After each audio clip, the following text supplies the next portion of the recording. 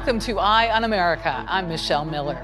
Today we take a deeper look at environmental issues impacting the U.S., from the natural to the man-made. In North Carolina, we learn about the growing threat of severe weather to coastal and inland communities. And in Connecticut, we check out a hotel that's a first of its kind in this country, leading the way for a more sustainable future. But we begin in Hawaii to revisit the deadly 2023 wildfire that devastated the community of Lahaina, located on Maui's northwest coast.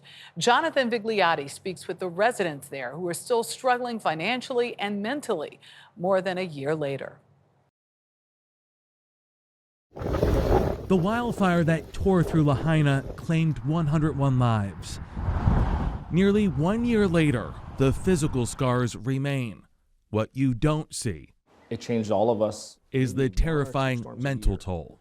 The animosity, the energy, the negative energy, it's there.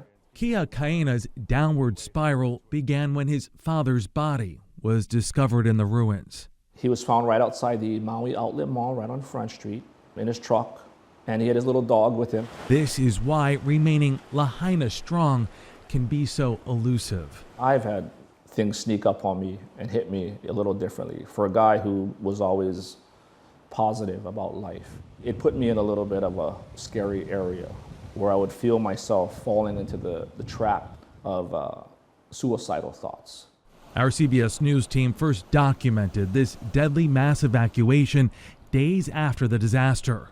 This was last August. You could see the desperation in how these cars are lined up. We're talking dozens as far as you can see. There was so much panic as the fire hit.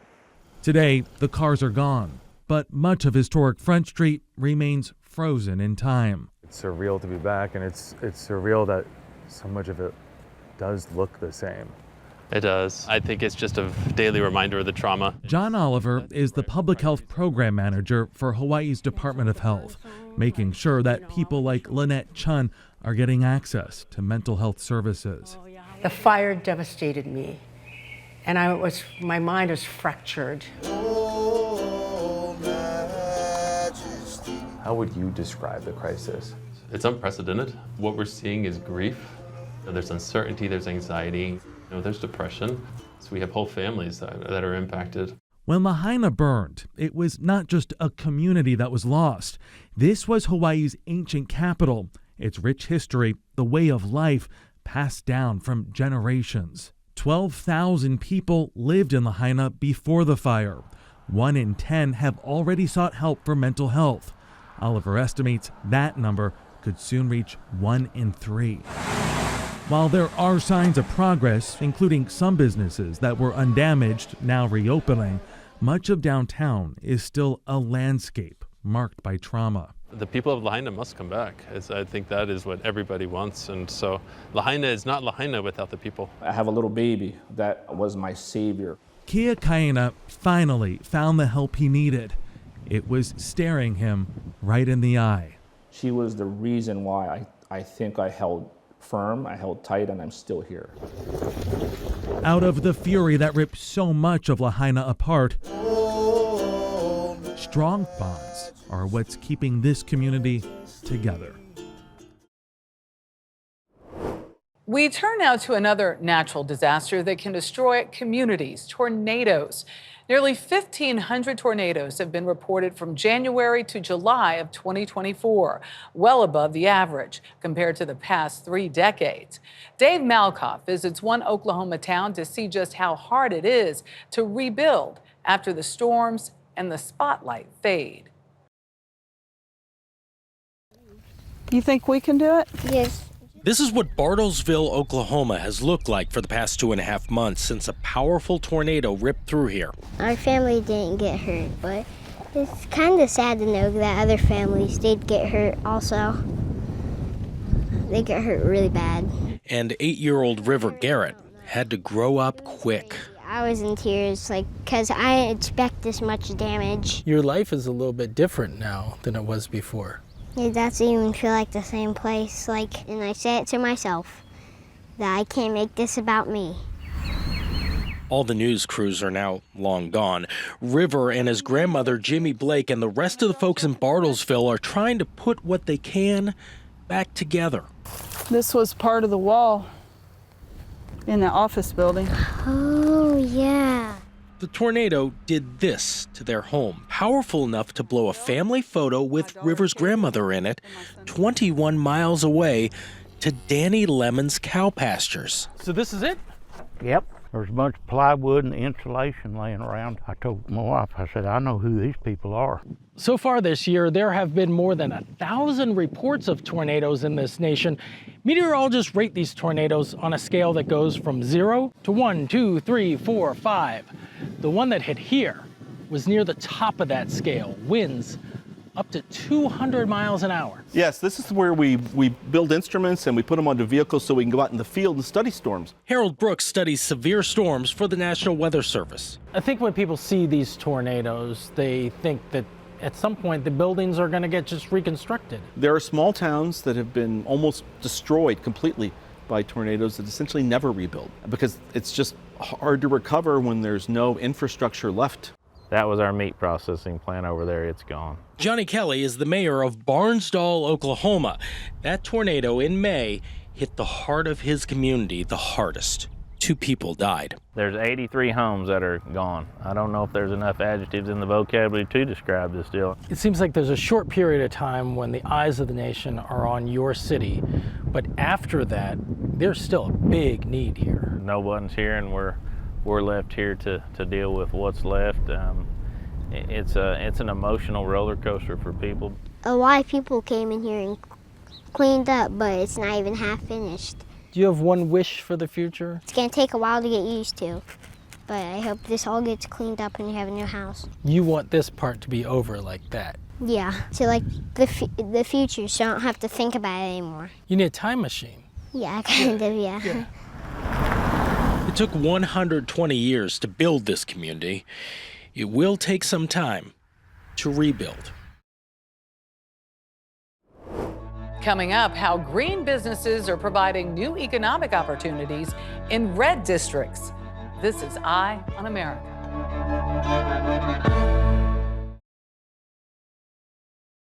Welcome back. Climate change is one of the many issues facing a polarized Congress. More than 60% of Americans believe our representatives should do more to address the issue. Investments in green energy from legislation like the Inflation Reduction Act have been met with deep opposition from many Republican lawmakers. David Schechter meets with one congressman who voted against the bill that's now benefiting his constituents. This may look to you and me like a corrugated rooftop on a Georgia gas station. Pull it up about 6 inches. But to solar installer Clay Copeland, it looks like a profit. Did you get into solar because of climate change? I got into solar because it's an excellent business model, right? The environment wins. The economy wins. Copeland's is one of many green businesses flourishing in politically red South Georgia, where the country's largest electric vehicle factory is under construction. And other investments are being driven by the Inflation Reduction Act. The IRA, passed by the Biden administration, is infusing $370 billion to support the renewable energy transition. Copeland says IRA incentives will support 90% of this future solar project. When you vote, will you be thinking about climate? Absolutely. Clay's work led to a shift in how he thinks about climate change, and he's not alone. 70% of Americans say global warming will hurt future generations, and 62% say Congress should do more about the problem. I want chocolate chip, a single scoop on a waffle cone. We got a taste of the district with Republican Congressman Buddy Carter. Hit the jackpot here. I'm telling you, it's great. Across the country, 2/3 of all IRA projects are going to GOP-held congressional districts. Carter's district is gaining 4,500 new green jobs, plus $3.5 billion in new investments like EV battery and component factories. In Congress, Carter, who's running for re-election in November, voted against the IRA. He says he opposed the bill because of a non-climate element that lowers the cost of some prescription drugs, but he says stifles innovation. Is there a contradiction in benefiting from the IRA but then also saying, I'm not going to vote for this thing. Why did the leadership put all that together? Why didn't they let us vote on it separately? It probably would have gotten some Republican votes. You think so? I'm sure it would. Would you have voted for it if it was standalone? You know, I didn't look at it. That was so egregious to me, the prescription drug portion, that's all it took. Carter helps lead a group of more than 80 Republicans who acknowledge the climate is changing, but fight against what they call radical climate proposals that would hurt the economy, like the IRA. And when it comes to why the climate is changing, the clear-cut science says it's the emissions from our cars, factories, and power plants. But Carter isn't so sure. If it's not carbon dioxide that we're releasing that's changing the climate, what is it? I'm not a scientist in that realm, so I don't know what it could be, but I suspect that it could be just natural phenomena. In Congressman Carter's district, 53% of people worry about climate change. It's a place where they're exposed to the threats of sea level rise and extreme storms like Hurricane Debbie that folks are still cleaning up from. But Carter votes against environmental issues 96% of the time. If the IRA was up for a vote today, what should your elected officials do? They should pass it. Millions of voters like Clay Copeland are speaking, but are their elected officials listening? As oceans and the atmosphere warm, hurricanes and tropical storms are becoming stronger and dropping more rain, endangering communities far from the coast. Mark Strassman explores how these more powerful storms can flood areas not previously affected by them.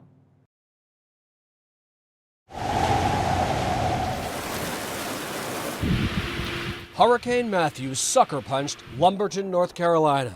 We got you, sir. Stand them up, bro. 80 miles inland, no one saw 20 inches of rain coming. Lumberton right now is going through a tough time. The Lumber River crested 11 feet above flood stage. Flooding topped the levee and swamped the city in 2016.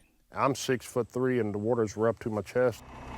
We first met Jimmy Hunt 8 years ago, rescuing Matthew's flood victims. It's pretty horrific what we've seen out here. The fire chief remembers saving roughly 50 people. Thank you, we're safe! Most of them elderly. 10 to 15 minutes from the time the water came over till the water flooded their homes. And once it flooded their homes, all bets were off. All bets were off. It was just survival at that time.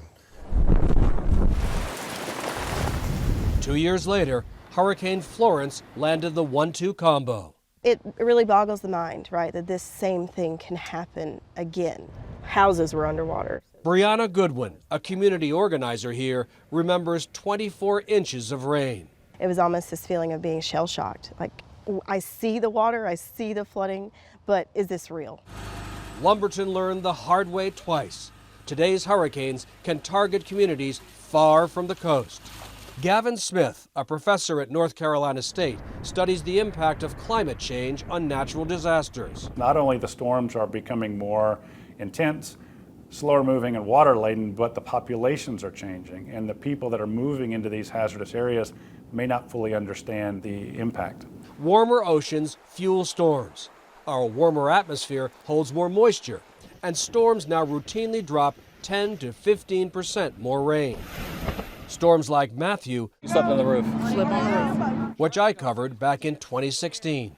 Finding shelters for people gets harder when buildings have no power and no water. 8 years later, there could be a lot more Lumbertons going forward.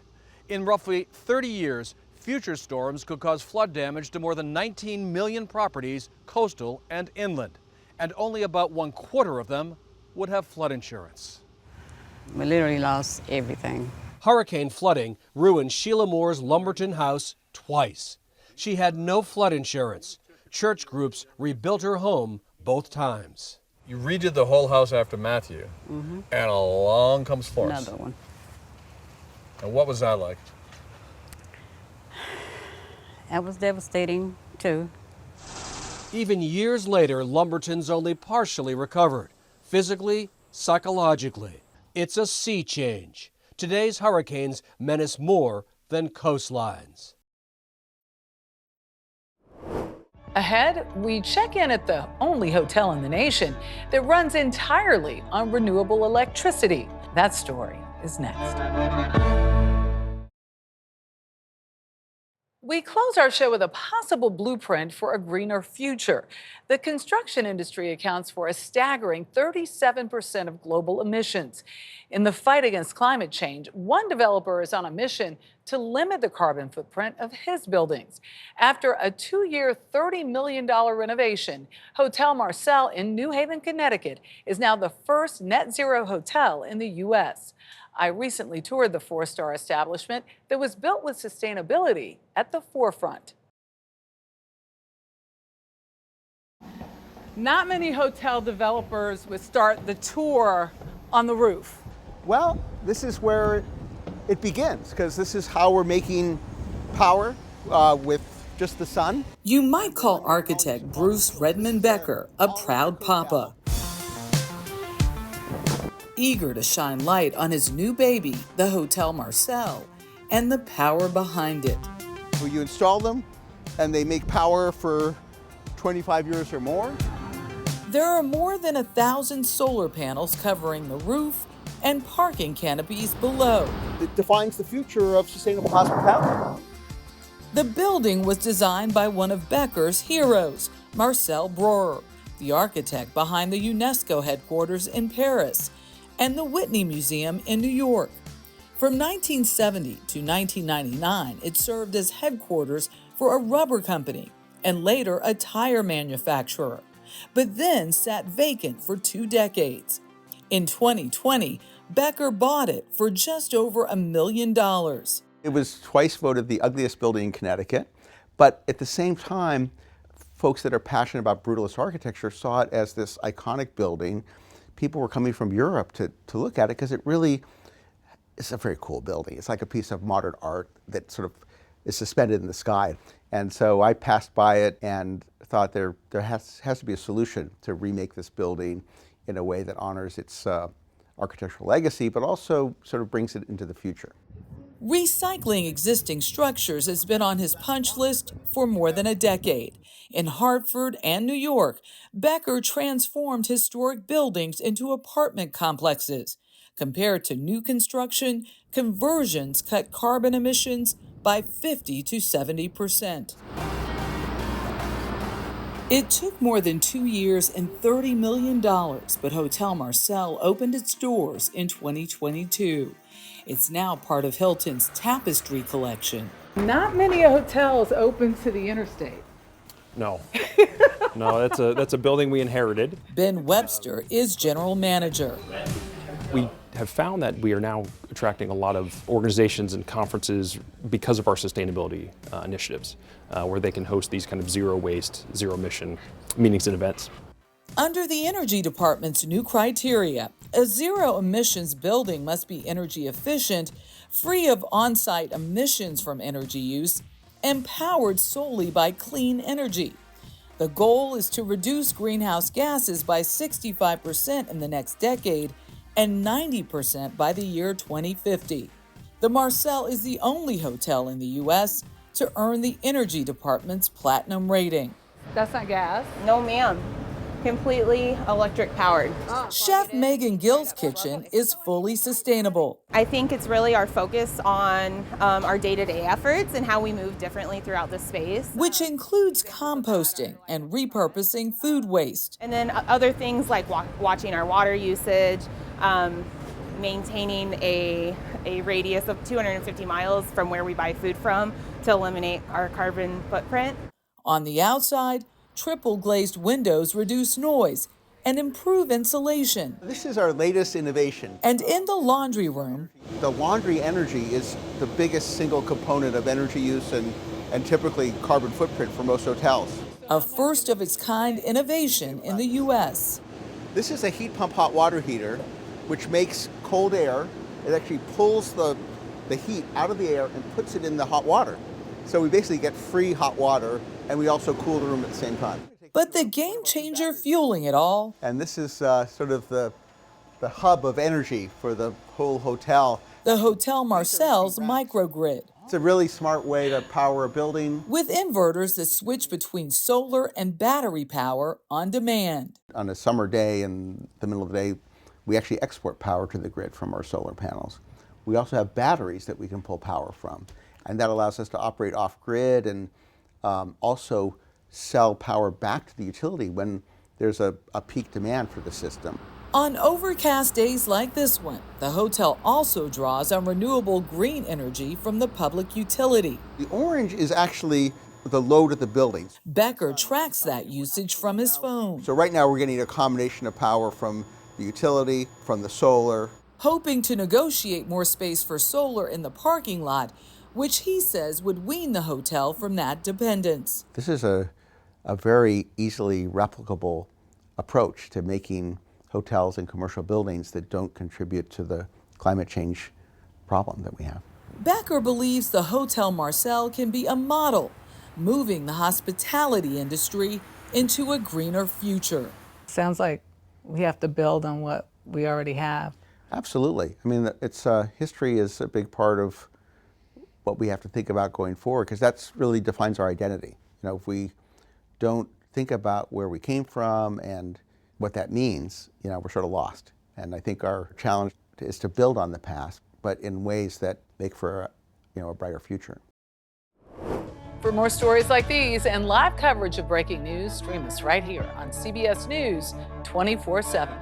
I'm Marcel Miller. Thank you for watching Eye on America.